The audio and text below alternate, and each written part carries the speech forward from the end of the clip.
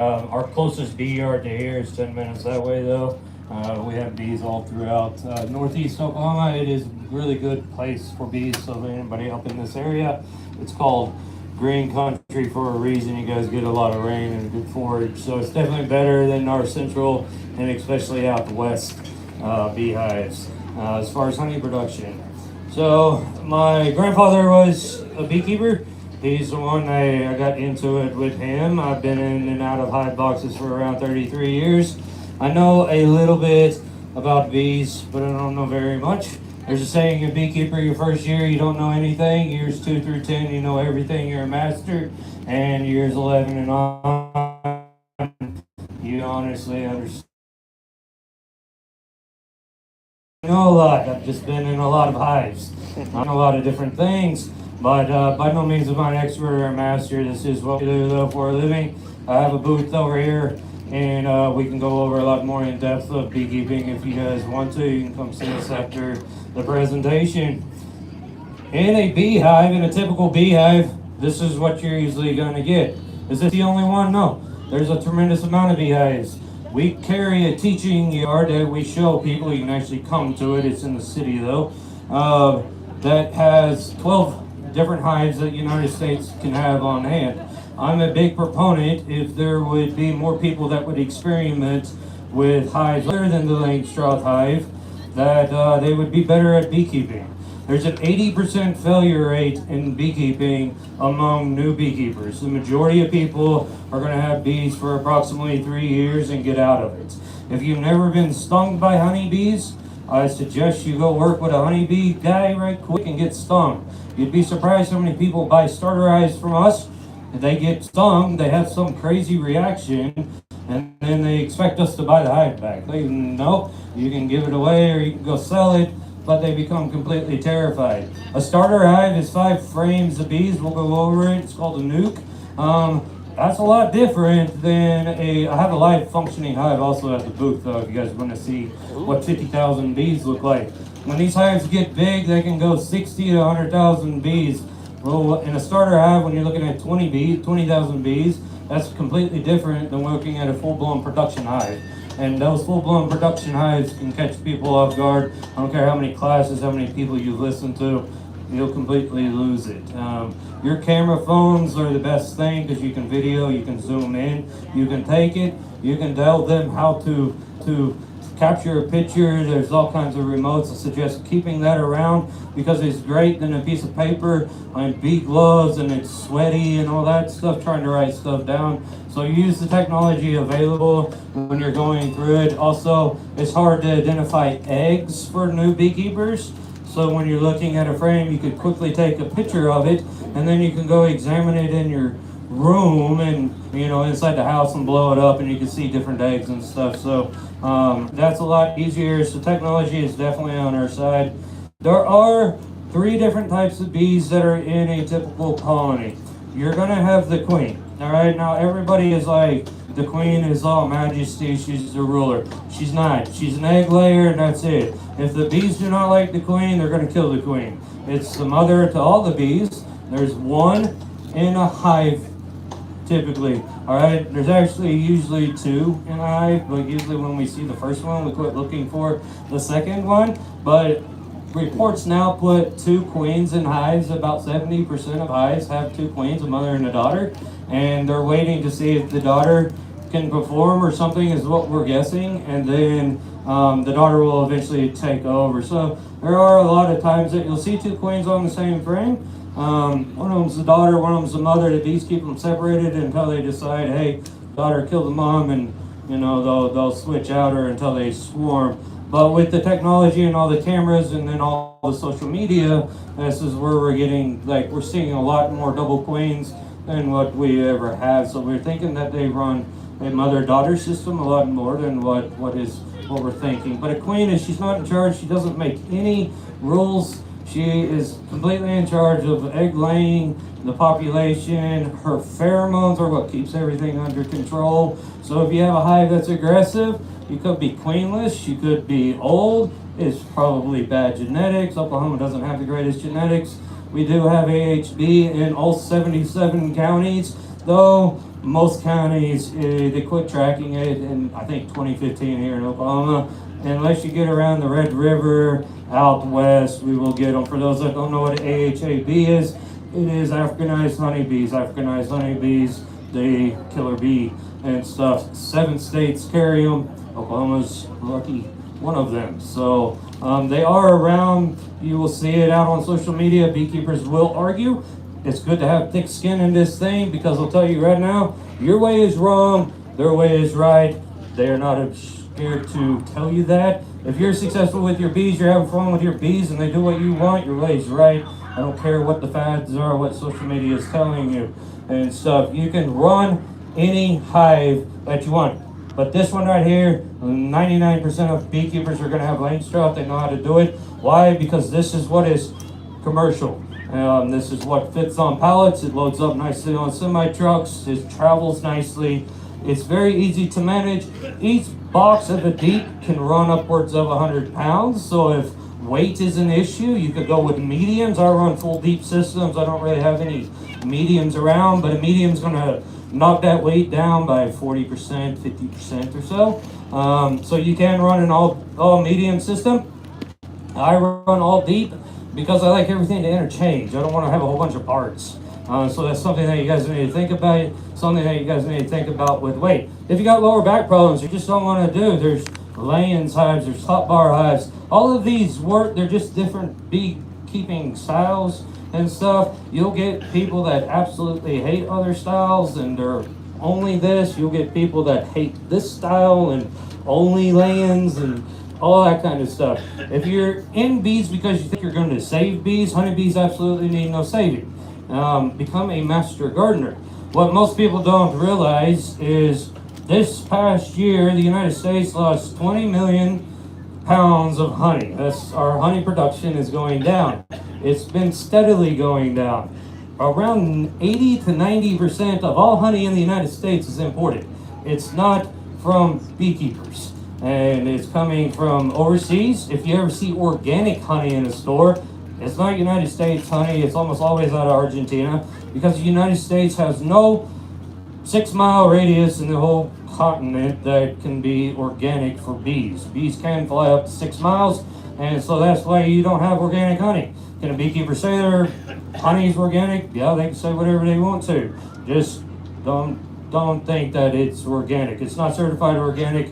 It's illegal to have certified organic. We are a treatment-free operation, meaning I don't treat for mites. I don't use any product in every single property that we have to have bees placed on. Cannot use any type of pesticide.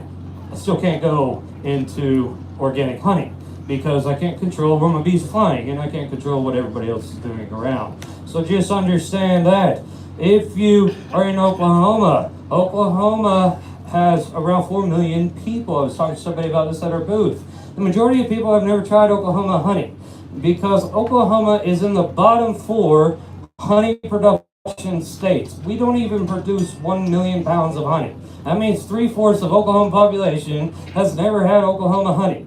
All right, if you see it in big box stores, it's not Oklahoma honey. You can label however you want to. Our labeling laws are very lax here in Oklahoma, and it's for everything, not just honey.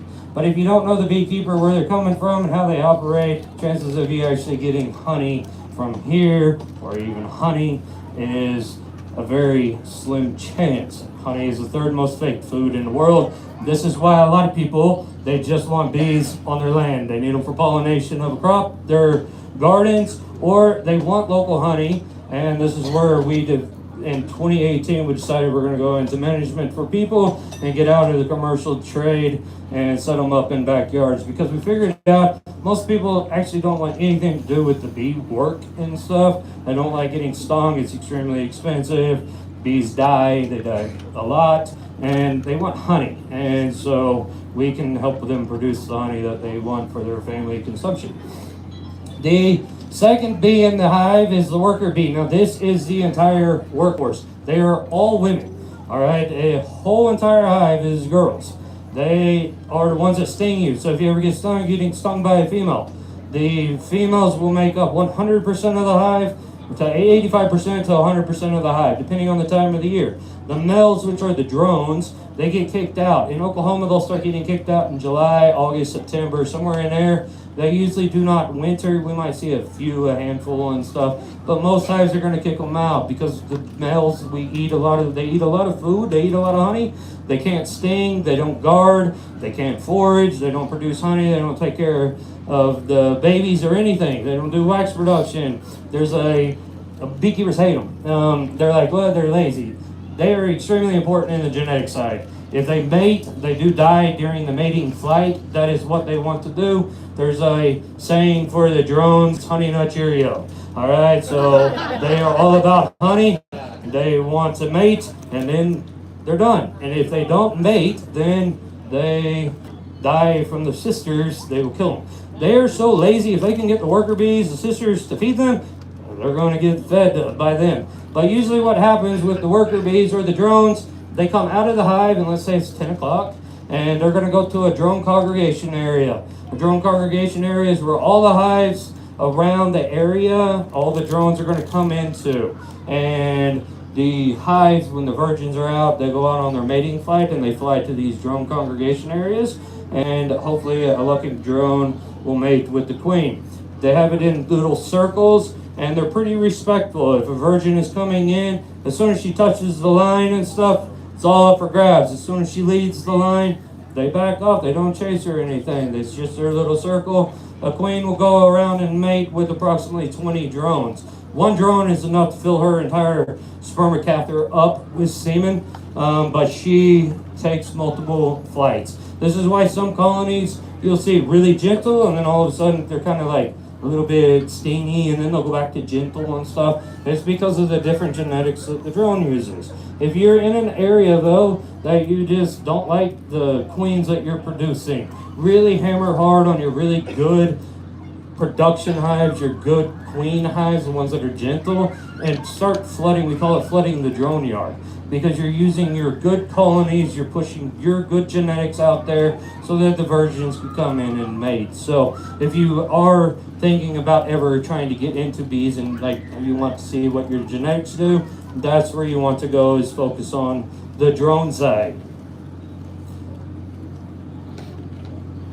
On the days, so on how long it takes them to hatch. So from egg lay until hatch, emerge, a drone takes 24. He's the longest one in the hive. A worker bee takes 21 days, and a queen, she takes 16. So she hatches in 16 days. She's the quickest to hatch, quickest to emerge, but she has another 15 days to go out, get hardened, her exoskeleton get hardened, go out on her mating flights before she will actually lay the very first egg. And then you have another 21 days on top of that. So if you are requeening a hive and you want better genetics in your hive, you're looking at like a 2-month window if you let the hive produce it. So just give that girl some time. She doesn't come out just out of the gate, start laying eggs, and you're going to have a happy colony and stuff. Again, Oklahoma doesn't have the best genetics in some areas, and so you have to bring in a queen. It does take about 2 months for you to start seeing a genetic change. So just understand that with the timing of it. The bees that we do, we don't talk in how many months or years a bee lives. A bee lives 6 weeks out of her whole life, and 90% of her life is kept right there. The bees that you see flying around and stuff, those are our foraging bees. Those foraging bees are in their last 2 weeks of life. So when you see a bee, she's pretty much dead. That is the end of her life. So it's mainly sitting there. So we talk about days. The younger the bee, like a lot of people will come in and be like, I need wax production, I need comb built. It takes a tremendous amount of wax or honey to build a 1 pound of wax. It's 10 pounds of honey. Some reports even put it around 20. So when you start with your brand new bees, you're not going to have any drone or comb built out or anything. It's all going to be like foundation. You're going to get probably a nuke, and it's going to be 5 frames with drawing out the queen laying and working and stuff, and then they're going to have to come in here and they're going to have to build all that stuff out. You start feeding them heavy. It's just a 1-to-1 serve, 1 pound of syrup, 1 pound of water. Do not get technical about it. I take a 5-gallon bucket, 25-pound bag of sugar, dump it in there, hot as water as my tap can go, fill it up, stir it with a paint stirrer, top it off. That's what I use. Have no idea what the mix is. The bees don't care. They need the sugar, they need the carbs. That's how they function. Don't be scared to feed your bees because they need a head start. Or if you get your bees and you let Mother Nature do it and stuff, just know Oklahoma's honey flow, you'll probably be getting your bees in April or May, doesn't usually start really heavy until May, and it is very short-lived. It's usually done by the end of June. Now here in northeast Oklahoma, it can extend a little bit longer, but we do go through a dearth period. A dearth period is when you see flowers blooming, but we haven't had rain or it's 100 degrees outside. Bees don't like working in it. They don't want to do anything about it. The flowers dry up. They're not really producing a lot of nectar. There are main nectar flows. Those main nectar flows, the bees can draw comb exceptionally, like very, very fast, but you need a large population. Small populations in the bee world do not go very well, all right? You want large. The larger your population is, the larger your honey crop is, the faster they're going to draw, the faster they're going to build, all of it. Bees work in big colonies. They don't work in little tiny colonies that you're having to manage around and stuff. You want thriving colonies, not just colonies that survive. So look at it overall population. But if you want those wax builders, you need about 10 to 18 day old bees. Those are the ones that are primed for wax building and stuff, and that's just monitoring brood frames. Brood frames are just when the egg is laid, it hatches into the larvae, and then it will be capped. There's 3 stages of brood. It goes from the egg into the larvae and then into capped brood, and then the bees will pupate and then they will emerge. So the capped brood, most of the time, you'll hear a lot of reports all over line, all throughout the books. People will say, oh, I have 10 frames of brood, I have 12 frames of brood. All right, bees cannot outlay a 10 frame box, so you can't have 12 frames of brood. The reason why you hear this is the majority of beekeepers, they run a double system. So this is 2 deep boxes right here.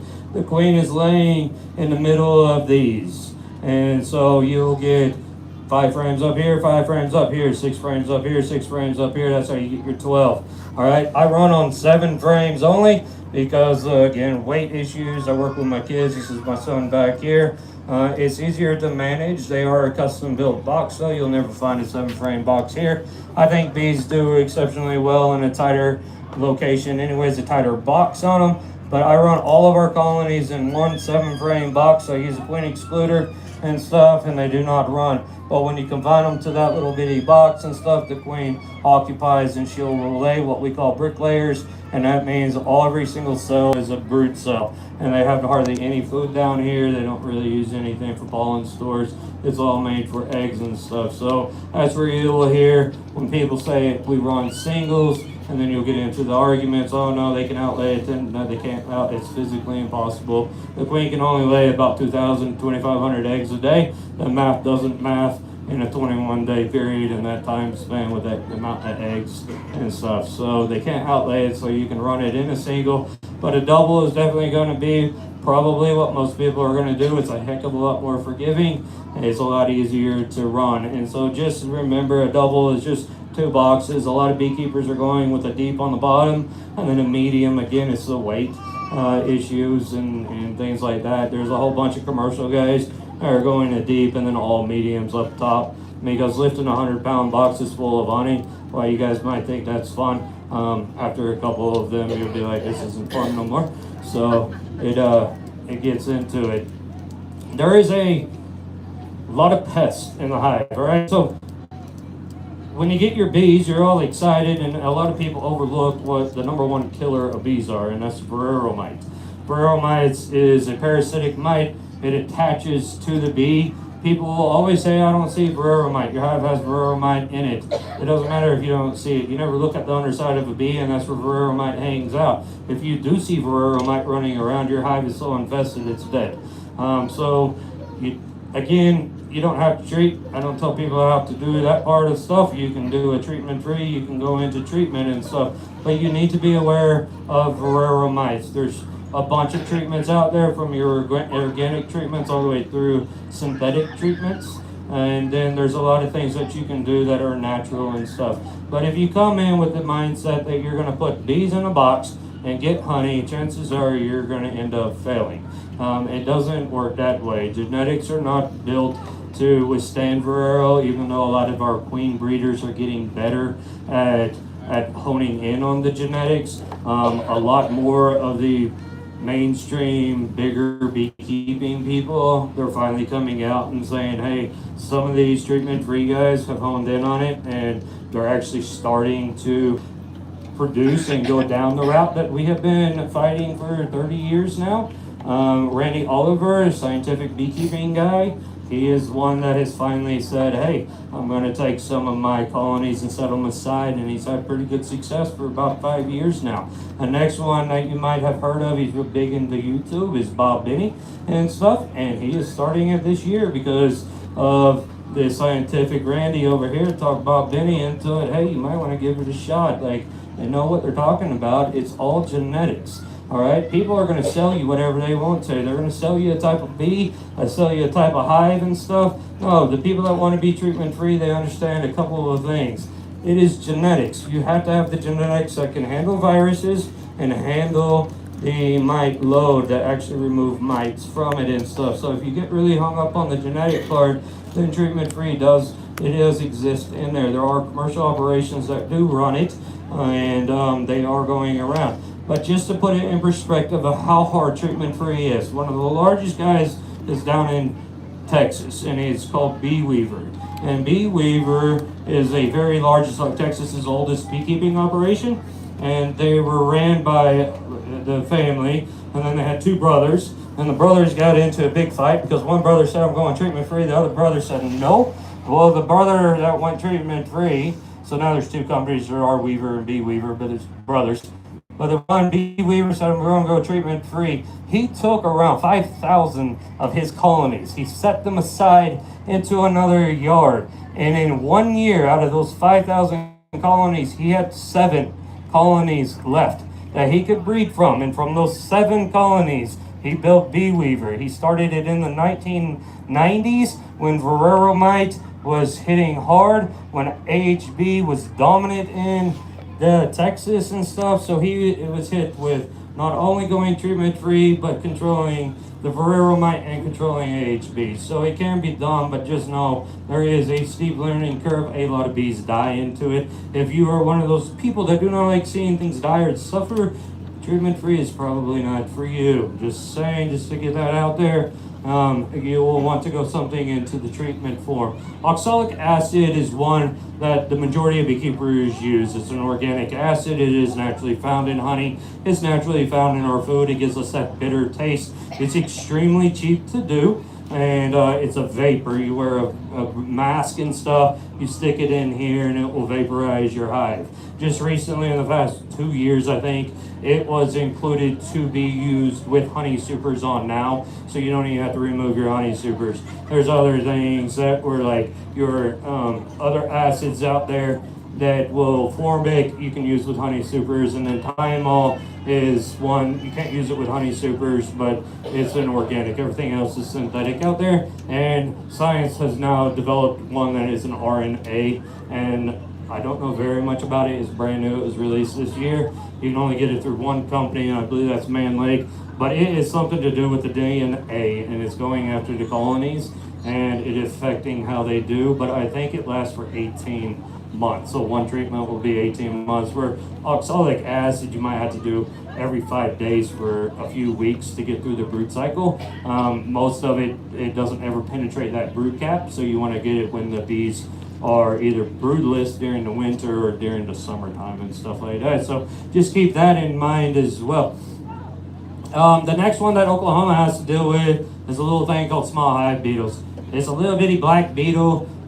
It's not one that, depending on who you ask, is either a primary pest or a secondary pest. All right, in deep south locations, they usually call it a primary pest. It can wipe out a hive.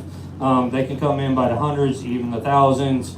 They lay around 1,000 eggs a day. Those eggs will hatch into in 3 days, and that larvae defecates all over the hive. It is absolutely disgusting. The bees can't sting through the beetle's shell, so all they can do is lock them up in a little thing. There are some traps that you can put in there. One of the best things, if you start seeing a whole bunch, is go get unseeded, unscented Swiffer sheet, those Swiffer sheet things, cut them into little 1/4-inch strips, and you lay them across your frames. Sometimes you'll get a little bit of bee leg caught in there every now and again, but beetles have a hook on their leg and they can't walk across that thing, and then when they're walking across, they'll get hooked into there, and that's how a lot of people do it, because there's not a really good trap. There's some like oil traps. There's a company in Australia that makes a bottom board, because Australia, they're in with it.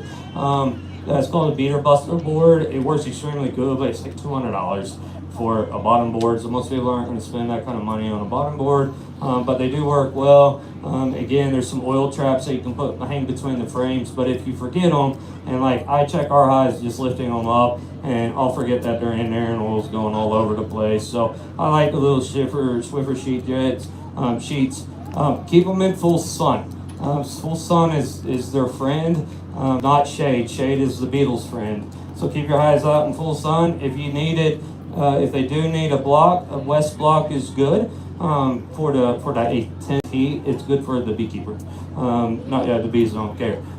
But your bee yards during the heat of the day, west sun tree line like over here and stuff, it's nice to have on your things, because bee clothes on all your suits and stuff, it can get really hot, and in Oklahoma it can get really hot. So definitely keep them out in full sun. Make sure that you understand like where your bees are going to be put at. So when you get your bees, you don't want to put them next to a storage shed. You don't want to put them like right here next to that little thing. You want to be able to move around. Give them some room. Give yourself some room, okay? Don't put them under a tree, because hives go up. Unless you're in a vertical hive, that's fine. It's your box, But if you're in a Langstroth colony, bees go up and down. So make sure that you got the clearance. Make sure you can walk around your hive and stuff. When you're inspecting a hive, you don't want to sit here. This is the bee's path, okay? If I'm just standing here and bees are going, you might have gentle bees, but you're interrupting their flight path. Their work. Bees work, right? They work themselves to death. You don't want to just be here, so you want to work them from the side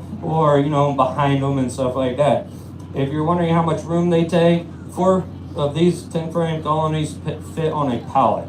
So that's how much space you do need. You don't need a lot of space. Bees can be put right next to each other, okay? I mean, they can touch each other. You don't have to put one here and then one across your pasture or your backyard or anything. You can have them all in one little area. That's not no big deal and stuff. Make it easier on yourself. You don't have to keep them on a stand. If you do, go off the stand that is conducive for you, okay? A lot of people say about 18 inches, okay? This is where you want the bottom board. Now, I keep mine on a pallet, so they're way down here, all right? I'm not lifting this box. The boxes I'm lifting are my honey boxes. I don't want my honey box right here, okay? This is a lot of work right here for my honey box, all right? I want my honey boxes right here. I can just come in right here, pull them off, go set them on a pallet, and move them out and stuff. So use what you want. As far as pests like out in your yard, skunks. That's about all that Oklahoma has, unless you're in southeast Oklahoma. And then you got black bears to deal with, and those get an electric fence for the black bear. They will destroy a hive. They will find them. All right, I do have hives down there all the way up in Idabel, but black bears have actually come all the way up into Oklahoma City now. In Guthrie area, we were contacted by the State Department of Ag that said, because we had hives that ours are marked with our phone number, they called us and they said, hey, you got a black bear about a mile up the road here. And I was like, well, I'm in Central Oklahoma, how are black bears here? But they are moving, but for the main part in southeast Oklahoma, you got black bears to deal with. Skunks, what skunks do is, if you have them on the floor, skunks are like, are prone to, they don't have any feeling in their face, I guess. They can get stung all over the body. They can't get stung on their bellies and stuff. So when you have them on a stand, it lifts the skunk up and the bee sting its belly and stuff. The skunk will go down. If you do have a skunk problem and say you want to keep them down, get those tack strips or get a piece of 2x4, drive some nails up through there. They're not going to step on it and they'll clear out of your hive. What skunks do is they come up here though at night. All the bees are inside. Bees don't really fly at night. they come up here, they start scratching at the entrance, the bees start flooding out, and then they start eating all the bees. What they do is they suck out the juices of the bees, and then a dip wad, we call it a dip wad, it looks exactly like a guy's dip spit, and then they'll leave them on the ground. So the next morning, you might see some scratch marks, or if you don't see anything and you see these little things that are shaped like a wad of dip and stuff sitting around your hive, that is a skunk, and you know you have a skunk. So more than likely the bees got it off of there. But one skunk family can destroy massive colonies in a few nights. They can absolutely wreck a hive. So keep mind of skunks. Skunks will show up at bee yards. It just happens. Raccoons, they don't mess with them. You guys got goats, they're going to jump up here. Make sure that you have something to hold the lids down, that they're not going to knock them over. The only other problem that we have a problem with are cattle. So if you have them in a cattle, make sure that you have fences around, because cattle like to run through them. They will run right through a group of colonies as well. And then horses and bees don't really mix. Horses are scared of bees. If they get stung, they're going to be very shy of it. So just keep, we don't like to have a whole bunch of horses out on pastures with bees in it and stuff. So we do watch out for the horses. As far as water goes, you can provide a water source, a little kiddie pool if you guys want to, if you have a farm pond. Oklahoma, one good thing about Oklahoma is we have lakes, we have rivers, we have creeks all over the place. There's farm ponds. There's water troughs a lot. I don't really worry about water at all unless I'm out in western Oklahoma, and so you probably don't need to worry about that. If you're in a neighborhood and you got a swimming pool, just know bees are going to that swimming pool, or they're going to your neighbor's swimming pool. So you might want to give your heads up to your neighbors. And they're not going to flood your swimming pool with like thousands and thousands of bees, but you will see a presence there. A beehive will drink around 3 gallons during the July and August per day. That's how they cool their hive. They act like a swamp cooler. So they go in, they bring the water back, they lay it all throughout the brood comb, they fan their wings really rapidly, and they can bring that temperature down. Ideally, they want it around 97 degrees. That's where the ideal spot is for brood control. When they're broodless, they can get dipped down into the 70s and stuff like that. We have monitors on our observation hive. It's currently sitting at the 97 mark. It doesn't matter how hot it gets out here. Bees are masters at cooling and thermoregulation of their hive. So you don't usually have to worry about that. But what you will notice though, if you're here or in a southern state where it gets really hot, is what is known as bearding. The bees are going to come out here and they will hang out, and just like the name says, beard, it's like this. They will come out here and they will beard, and they usually hang off the bottom if they can, or they will go up here and just cover the hive up. Sometimes they'll get out of the sun and they'll be on the side of your hive. They're not swarming, they're not going anywhere. This is bearding. It's just normal. It's what they do. I call it like your grandparents used to sit out on the porch because it was cooler outside, even though it was 100, than it was in their house. That's all that the bees are doing. And then they will change up. If they're trying to cool that air down, bees can direct their wings forward or backwards. And so they'll dislocate their wings and they will pull air out of the hive, and that's how they're cooling it. Or they'll push air in. That's how they can keep it warmer and stuff. So you'll notice that, and then the bees are doing both of those in and out. When the bees are coming out of the hive, the term beelining, this is where it came from. You can sit here and watch your bees going just like that, straight up and down. They're locked in on forage and stuff. That's how you know they're working.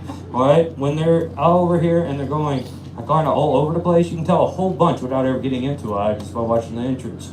But when they're actually just kind of going out all over here and stuff, they're looking for a location. There's not really a big bloom on yet and stuff, Bees are working. They're probably bringing in some pollen. You can watch that.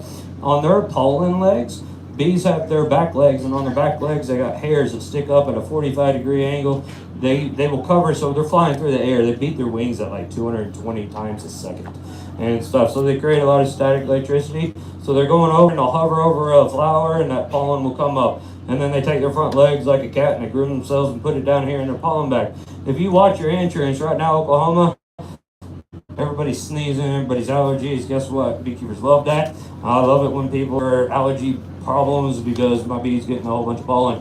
And the bigger the pollen baskets, those things, when they're really puffed up and stuff, we know we got an active laying queen in here. The colony's probably pretty good. If they're really short, kind of offset, not just little bitty things and stuff, there's probably a queen issue going on and stuff. Now you can start diagnosing your hive before you ever even pop the lid, just by watching the entrance and stuff, just by watching how the bees go. If the bees are coming out and they're facing the hive and stuff, those are your orientations, all right? They're looking at the hive, they're getting orientated to the area. It usually takes 2 or 3 days for the new bees to emerge and get orientation before they become a full-blown foraging bee. The ways to start a bee, there's about 5 ways that I know how to start. You can catch them, you can go out and extract them, or you can buy them. I'm going to touch on 3 of them. Right now in Oklahoma, for anybody that has bee boxes or maybe swarm traps and stuff, go out and get your swarm traps set up. We are getting into prime time of swarm trapping. Swarm trapping is, a lot of people will say, is freebies. Okay, I don't ever say anything's free, because your time's not free. You have to drive and go do all this work to do it, but you know, you're not paying physically for bees. So go out and get your swarm traps set up. You don't need to put them in a high up in a stand, get up on ladders and do all this crazy stuff. You can simply set them on a cinder block. If you bait them right and there's bees around and they're swarming, then they're going to come. All right, it's a lot of people just don't get the baits right. They don't get the boxes right. Bees like 1 10-frame box, 40 liters. That's what bees like. That's their ideal home, and it's been proven over and over again. All right, so many people, they'll set out like a double deep right here, and they're trying to catch bees. This is the one box. This is their ideal size. You can get over a 5/5, and that's a five frame. So it's half of this. It's just like this right here. That's what a lot of swarm traps are made out of. They're just really long and stuff. You want to try to find a drawn comb from a beekeeper or something if you can, and then you put that in the middle, and then you just fill it up with whatever frames you got. If you do one that is like a 10/10 or a 5/5, you just put the top frames in, leave the bottom frames out, because that looks like more room for the bees and stuff, so they like that area. So you just need 5 in here, and then help to bait it. You don't need all this fancy special stuff. You go out and get simple lemongrass oil, then you take a Q-tip, and you don't overuse it, but you put 1 drop of lemongrass oil on that Q-tip, and then you take that Q-tip and you rub it right here on the entrance, and then on that frame, if you do have a brood or some drawn comb out, you take that and make a line on top of the top bar, and then drop that Q-tip in the back of the hive. All right, and then you bait it every 2 to 3 weeks the exact same way. And then if bees are around and they like that, then you can come in there. If you do have bees, let's say you had bees and you lost them and you want to try to get more bees in there, if you have some dead bees around, throw those dead bees in the bottom. Bees like everything. If you have used equipment, a used box, I mean, bees like to see, hey, bees have already been in here. They like anything that you can do. Get some real beeswax from a beekeeper, not from Amazon. You don't know where that stuff has been. You don't even know if it's wax. All right, get real beeswax. Get maybe some propolis. You know, you can melt that on top of the lid. There's all kinds of ways. You want to entice it. You want to make sure that the bees know. Like if you go out here and you paint up a fresh box and put it out there, I'm not saying bees won't move into it, you know, but they don't like that smell and stuff. So, you know, make it look like a bee home and they will come. But don't get overly large and all this stuff, because it's not what they're looking for. They're just looking for that 40-liter box and stuff. And you can go as high as you want to. I used to get into the trees. I used to be younger, and if I fell, I'd bounce back. Now if I fall, I'm not going to go to the hospital. None of mine go anywhere that I can't reach. So if I can reach here, that's as far, and I'll strap it. But most of mine, I have beehives sitting in every single property and stuff, and that's usually how I keep them. They're just a dead out right here, and they'll move in, and that's how I do mine. I don't really get into it all. So that is swarm trapping. And the other thing is, when swarms go, let's say they don't come to your house, but they go into a tree, and you can just call a beekeeper up and be like, hey, if you get a swarm call, will you let me know I'm trying to get some? You just take a simple cardboard box, Amazon box, go out there, shake the bees down. That queen's going to be in this, it's a big old cluster. I've got a picture over there of it. And then they're big old clusters of bees. The queen's going to be right there in the middle. If you just pop that branch, bees are going to fall down. And then at night, even when you're building a swarm trap, at night, do it at night, because all the foragers will come in. You just go in, dump that box into your bee box, and you got some, what is free bees, okay? The other way to do it is you're going to buy them, all right? There's 2 ways to buy bees. One's a package. packages became extremely popular when the backyard beekeeping craze took off. Before, packages were mainly a southern beekeeping thing, where the south guys made bees packages and sent them through the mail to the northern beekeepers. It was to populate their dead outs to get them ready for the cherries and fruit trees, apple trees up there to pollinate and everything. So that's how the packages became. They used to be dirt cheap, $50. You could get 3 pounds of bees. It's just a thing of bees. There's no comb, there's no laying queen. A commercial guy will come out there to a big old field like this, thousands of colonies, all his workers. There's going to be a funnel right here. All they're doing is coming in from a colony. No matter what, they're just shaking bees into this funnel. It goes into a little box. It could be all mixed up, and then they're going to take a new queen born this year, bred this year, and put her in there. So the bees don't know who her sisters are. They don't know who the mother is. And so that's where you kind of get this little thing. Some people love packages, some people don't. It can be hit and miss with brand new hives because you're pulling bees off from a fully functioning hive where they have comb and everything. You're putting them up to nowhere. Those are the things that you can get through the mail though. So you can order them. They're being shipped out right now, and they'll be shipped out through like April, maybe even into May. I don't know anybody in Oklahoma that makes packages though, but like you can get them from anywhere up north. They're, like I said, they're being shipped out right now. You will save a little bit on it, but now the prices are so comparable to what a nuke is. I always just tell people go with nukes, and you always want to try to start out with 2 hives. That way, if one hive is going down, then you have something to go for, and then also you have two different perspectives of seeing stuff.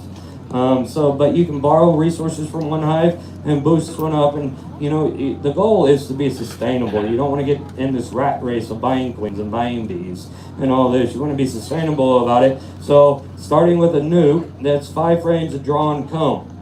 So you're going to come in here, you're going to have, it's just a starter hive.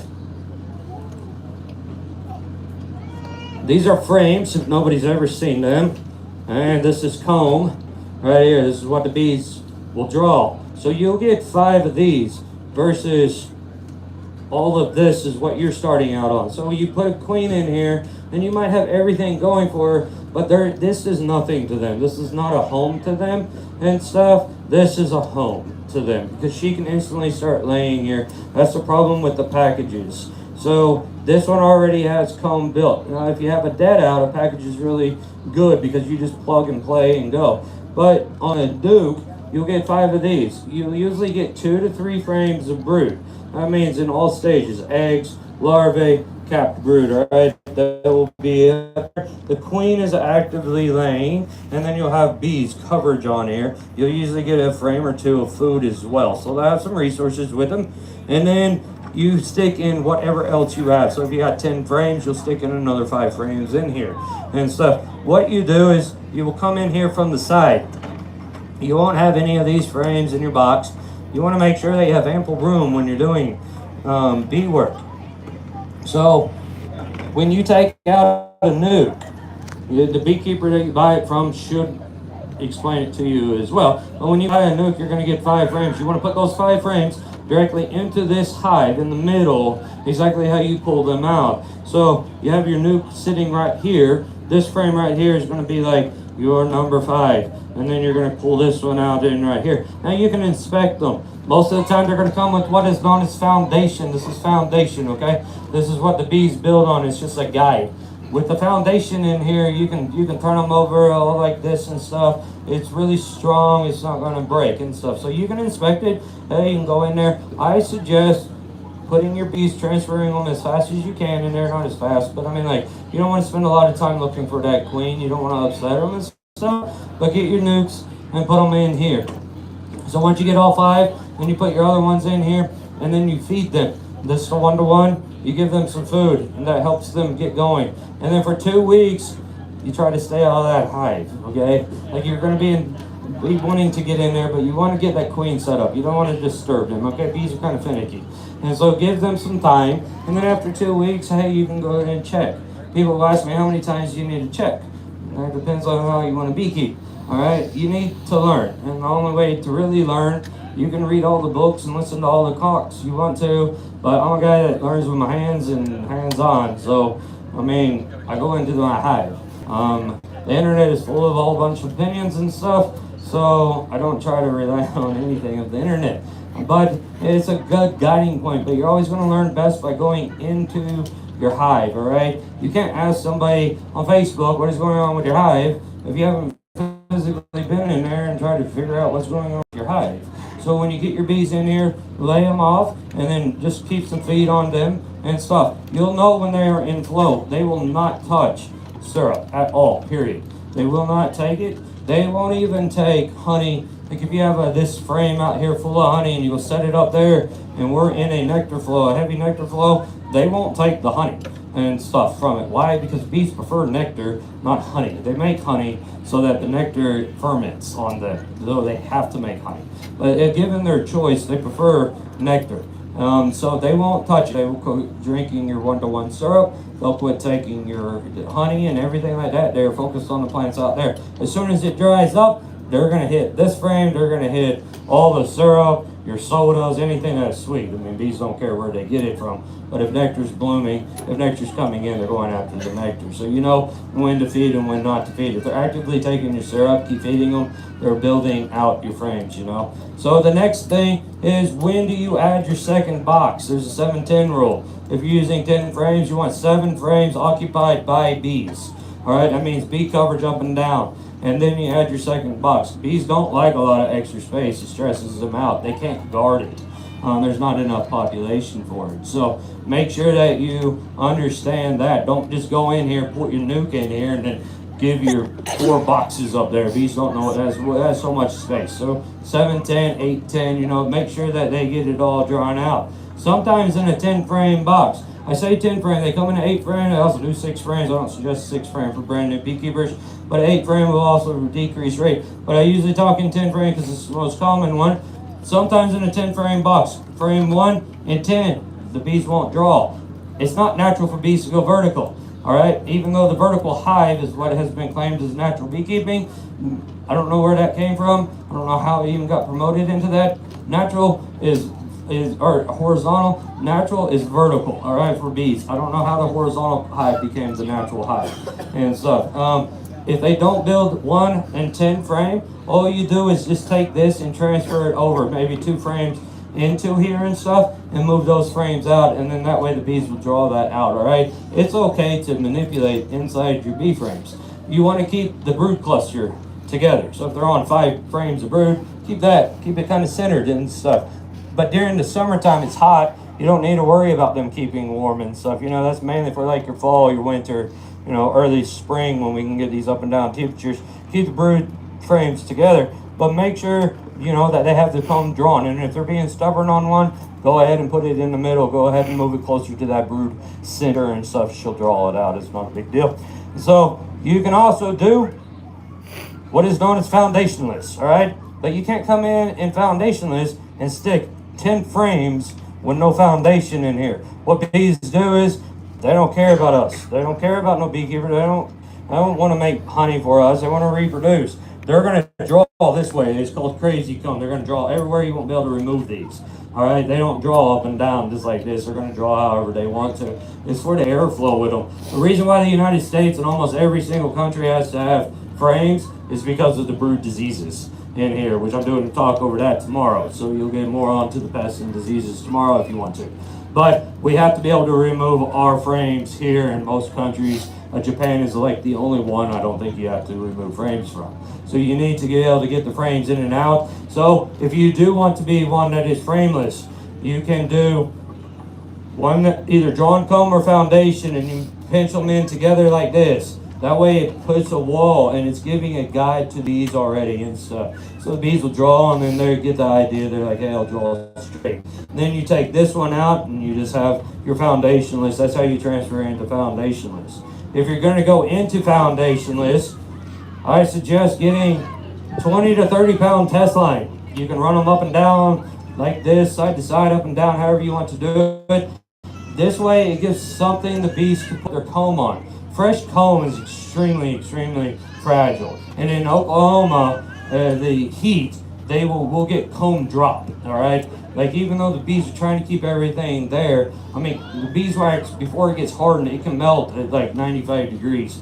Well, the brood nest is 97, so you'll get it where they're building really nice, but then it will start dropping off because there's nothing to do. 30-pound test line, the bees can chew through this very easily. It's not a big deal, but they usually won't. They'll start filling it out, and then they'll usually remove it for themselves. They'll pinch it off or something, or you just come in here and just cut it yourself, and then you can pull it through the comb. It's not a big deal, but this is another way. This is what we run most of our foundationless frames with. Is some test line or some fishing line, and then we'll just remove it when we're ready to like do cut comb or something of that nature. The next frame you might see in here is a green frame. All right, most of you guys aren't going to have to do this unless you want to go with a natural type of pest control. All right, drones, because they take a couple days longer and stuff, breed one more mite. So when the female mite comes into the brood, she comes in around day 8, and then the bees will cap it. So she's sealed in there. Her very first egg that she lays is a male. He's born in like 2 days, and then he fertilizes female, female, female. In 21 days, you'll get 4 females to 1 cell. There's 7,000 cells on one frame. There's 10 of these frames in there. You can see how Ferrero absolutely explodes in a hive when you see the way that they mites produce. All right, that drone, these green frames, they produce 1 more mite. So now you got 5 female mites coming out of every single cell. Okay, so they can absolutely explode in a mite. A lot of people use this because this is a drone comb. They're bigger. Drones are really big and stuff. They're second largest bee in the hive. The queen is the biggest. But these are a lot bigger than the worker cells. After the presentation, you guys come up and look at them if you want to see. But these are a lot bigger. So the queen will lay her drones in here. Once they are capped, you can remove this and go freeze it for 2 days, 4 days and stuff, and then feed it to your chickens, scrape it off, reinsert it, and boom, you're done. They just killed a tremendous amount of varroa mites here. A lot of people that want to get off of the chemical side and stuff, but aren't quite like, hey, I don't know about all the genetic stuff, use these, all right? But if you forget about this, just remember, this is a tremendous amount of drones that you just flooded your hive with, and they're called mite bombs. And the reason why is because the number of mites you just released into your hive. So they can be valuable, but don't forget them. Also, you don't want to put any more than 1 of these in here because they're mainly used for queen production because we're flooding our drone yards with drones and stuff. And this is where we want our queens to lay our drones at. We want most of our queen egg laying on worker size cell because this is the one that's doing all the work, producing everything for us. So those are your frames. You can do plastic wood, you can do plastic, whatever you want to. There's wood hives like this. There's also insulated hives. There's I am very big proponent of insulation. All right, they make them, but they are getting more expensive and stuff. But I am a huge proponent of insulated. I no longer buy wood in because I'm tired of rot. I'm tired of painting them. I'm tired of the maintenance on them. I go with a company that's called Applemay. But one hive like this might cost you 160 bucks for a wood hive. And Applemay is going to push you into the $500 to $800 range, depending on how big you want to go with it and stuff. I run singles, so I only need my brood box insulated. I've never understood why insulating honey and all that stuff, so I only need 1. So I buy a single, and they're running around $225 for the 1 box. And the Applemay hive is conducive with the wood hives and stuff, so that way I can get that. But there's also poly hives, so if you're worried about back pain or like lifting hives, and you want to continue with the laying straw, look into the poly hives. They're extremely popular in Europe, and they have made it now into the United States, but they're a lot less weight, and they're just made out of high density foam, but it gives you that nice insulation value as well. As far as queen excluders and all that stuff, your first year you're not going to worry about them or anything, and so you don't need to do any of that. Your first year, you're not looking for honey production, okay? You're looking at learning the bees, you're looking at growing them, getting them to 20 frames, you know, getting them through winter. That is your goal. If you do get honey, great. If you want to try your honey, there's nothing wrong with coming in and taking a frame of honey out or something like that. If you're a person that says, hey, I'm just going to feed my bees, I don't have a problem with it, you know, then harvest a box of honey and feed your bees. Like, you just want to keep them alive, you want to get them through winter and stuff. I always tell people, learn the bees, learn how to treat the bees and all that stuff your first year. If you want to go into like treatment free and stuff like that, the following spring when you make a split, those splits now become your test hives, all right? Start practicing treatment free or whatever you want to do on them with different hives and different configurations and stuff like that. Then you have these two that are your parent hives, and you're not getting into that rat race of trying to buy hives. So your first year, you want to learn the bees as much as you can. Get in there about every 7 to 10 days, all right? Maybe every 2 weeks, okay? But then once you learn, you can back off. It's fine. Bees are very proactive, okay? So what you put into them, you're going to get out. Remember, they live in big, long colonies. You can't just stick bees in a box and think that you're going to get honey and stuff. And then you're going to realize honey should be $1,000 an ounce by the amount of work that you're doing. You're not going to save any money because you've got bees for honey. So just keep that in mind. Anybody got any questions? We're good. All right. If you have any questions, you come up with anything, we're inside that building, or feel free to come up here. Thank you guys for coming out. Tomorrow we're talking again here to 1 on all the pests, root diseases, and viruses that bees handle. So.